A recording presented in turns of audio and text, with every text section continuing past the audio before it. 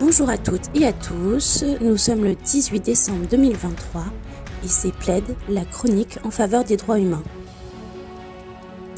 On revient encore et toujours sur le projet de loi Asile et Immigration qui tiendra aujourd'hui une commission mixte à 17h à l'Assemblée nationale.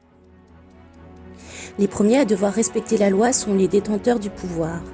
Le respect par les gouvernants des règles qui encadrent leur pouvoir, c'est la définition de l'état de droit démocratique, écrit Thomas Legrand dans le journal Libération aujourd'hui. En effet, le Premier ministre semble, à l'instar du garde des Sceaux, au-dessus de la loi, au-dessus d'une décision du Conseil d'État, au-dessus d'un arrêt de la Cour européenne des droits de l'homme. Mesdames et messieurs, la question est simple et rapide.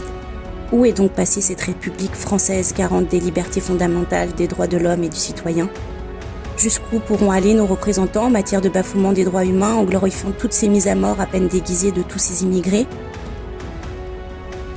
Mesdames et messieurs, ce sont ces mêmes représentants qui, une larme à l'œil, jouent la carte du pays endeuillé tous les ans le 8 mai, jouent la carte d'une indignation face à la déportation en criant au crime contre l'humanité lors des commémorations de la Seconde Guerre mondiale et qui pourtant n'ont aucun scrupule à renvoyer des femmes, des hommes et des enfants dans un pays où ils seront sans aucun doute torturés ou tués. Mais en effet, Monsieur le Premier ministre, Monsieur le garde des Sceaux, Monsieur le Président, pour vous, il ne s'agit certainement pas de crimes contre l'humanité puisque ces immigrés ne sont pas, pour vous, des hommes.